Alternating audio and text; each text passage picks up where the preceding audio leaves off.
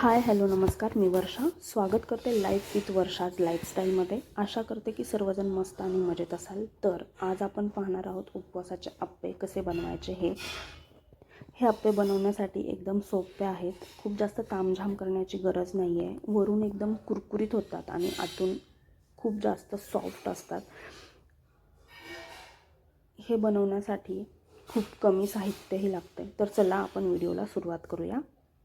एका कढईमध्ये 2 कप वरई घ्यायची आहे, 1 कप शाबू घ्यायचा आहे आणि हे सर्व मिश्रण आपल्याला मंद आचेवर भाजून घ्यायचे. करपणार नाही याची काळजी घ्यायची आहे.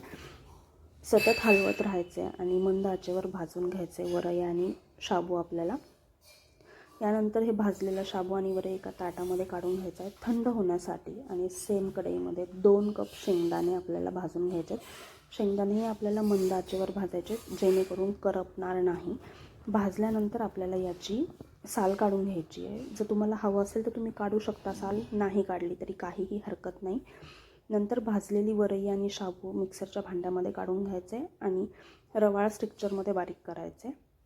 लक्षात घ्या, खूप जास्त बारीक नाही करायचे, आपल्याला रवाळ स्ट्रक्चरमध्ये बारीक करायचे. हे सर्व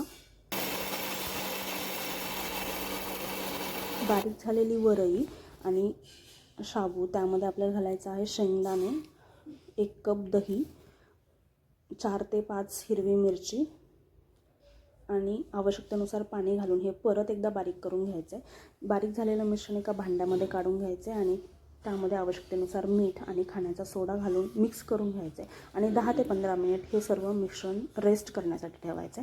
त्यानंतर आप्पे पात्र गरम करून घ्यायचे आणि त्यामध्ये आपल्याला तूप किंवा तेल घालायचे आणि तयार झालेलं बॅटर आप्पे पात्रामध्ये घालून घ्यायचे. व्यवस्थित घालून घेऊन हे झाकून ठेवून 5 ते 10 मिनिट मंद आचेवर भाजून घ्यायचे. लक्षात ठेवा, दोन्ही साईडने आपल्याला तेल किंवा तूप घालायचं आहे जेणेकरून आप्पे पात्राला चिकटणार नाही आहेत आणि आपले आप्पे व्यवस्थित भाजले जातील, आतून कच्चे राहणार नाहीत आणि वरच्या साईडने छान कुरकुरीत होतील. बघू शकता, हे आप्पे दोन्ही साईडने खूप छान भाजले गेलेत, अजिबात कच्चे राहिलेले नाही आहेत आणि एकदम छान भाजलेत. तर हे आप्पे तुम्ही खाऊ शकता शेंगदाण्याची चटणी, ओल्या नारळाची चटणी किंवा दही, आणि काहीच नसेल तर तुम्ही हे आप्पे फक्त असेच खाल्ले तरीही चालू शकतात. चवीला खूप छान लागतात आणि खूप टेस्टी होतात आणि एकदम जाळीदार बनलेले असतात.